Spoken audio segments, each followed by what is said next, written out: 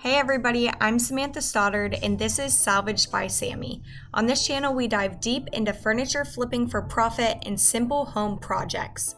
If you're new here, then you're right on time because today we're going to be updating these nightstands that I grabbed from a garage sale for just $40. They're solid wood and in decent condition, but they're very dirty with lots of dents and nicks that need patched.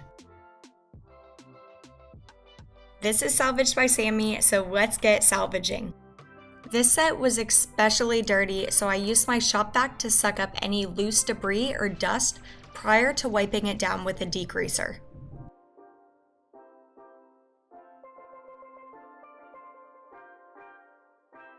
I used my favorite degreaser, which is Crud Cutter.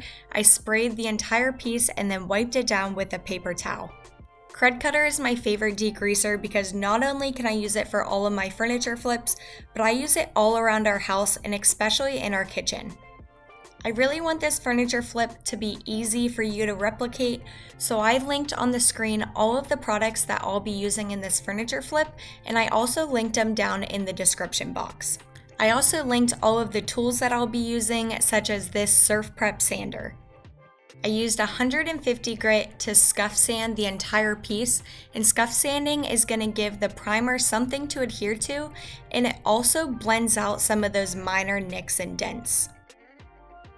When you're scuff sanding, you don't have to get all the way to bare wood. You can see in some spots I got down to bare wood, but that's okay. You really just want to remove the shine and give your primer some teeth to grip onto. One of the reasons that I love my Surf Prep sander so much is because it has squared off edges so I can get right up into the edges. Along with that, it has foam pads that is made for details like this.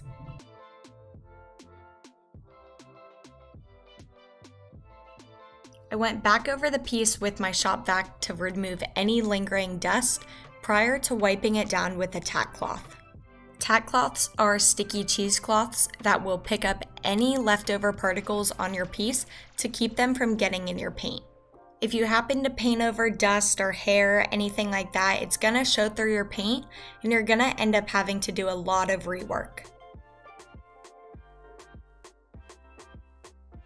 Priming your piece prior to painting has a lot of benefits, so I always recommend it. The first benefit is that it's meant to adhere to the wood better than the paint, and then the paint adheres to the primer. If you don't use a quality paint and you skip priming, your piece will scratch easily or the paint may not stick to it at all. Another benefit of priming is that it can block wood tannins from bleeding through into the paint. If your piece has bleed through into the paint, it will show light orange splotchy areas, and you'll then have to resand and prime.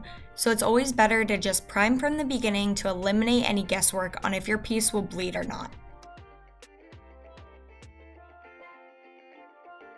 The paint sprayer that I'm using in this video is the HomeRite Super Finish Max, and I love it mostly because it's electric, so I don't have to have an air compressor.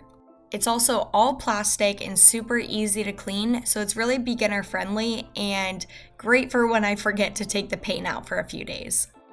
Paint sprayers are not a necessity at all for a furniture flip, so I've linked some of my favorite brushes and paint rollers in the description box that will help you get a finish that's just as smooth. If you are interested in learning more about using a paint sprayer, I have a full paint spraying tutorial that I'll link on the screen and below as well.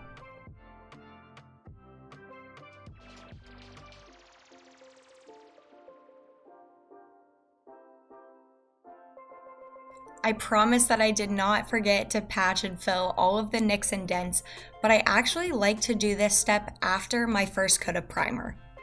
I'll do any major repairs prior to the first coat of primer, but all of the small nicks and dents are actually a lot easier to see in the primer than when they're mixed in against the wood. If I would have wood filled prior to priming, I still would have had a lot that I would have missed and would have had to do this anyways. This may seem like a lot of wood filler and a little bit overkill, but I promise it is worth it because filling all the small nicks and dents in any wood grain is how you can achieve that modern finish. Once the wood filler dried, I took 220 grit sandpaper and sanded off all of the extra wood filler. I also use this time to sand down the entire piece that will smooth out any imperfections from the paint sprayer.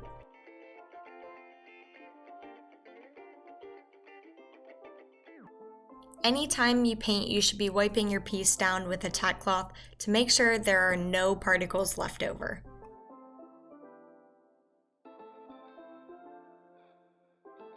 The final step in our prep work is to do one final coat of primer prior to painting. This coat will give the paint a perfectly even finish to adhere to, but it will also seal off all of the wood filler that we just added.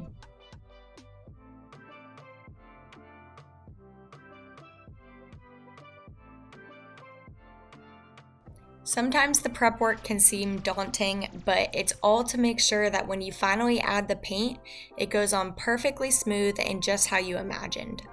For this set, I'm using Coal Black by Fusion Mineral Paint, and I'm again spraying it in my HomeRite sprayer. I do water it down a little bit prior to adding it to my paint sprayer, but if you want to know more of the ins and outs on how to use the sprayer, head over to the full tutorial.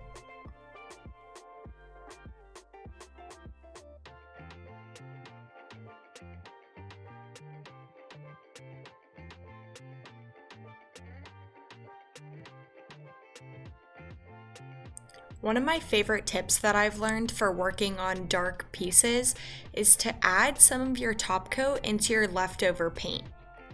This will allow your paint to not look as cloudy from the top coat, and it's even better to do when you're working with a brush because it helps hide brush strokes. Amazon and Hobby Lobby are by far my favorite place to find hardware for furniture, and I grabbed these off of Amazon. I love the way the antique bronze contrasts the black, and I think they look so modern. To clean up the inside of the drawers, I used a furniture balm and then just rubbed it on the outsides of the drawers, the slides, the sides, the inside, everywhere you can to bring that wood back to life. You can tell how dry this wood was, so the furniture balm just hydrates the wood and it also just cleans up the insides of the drawers.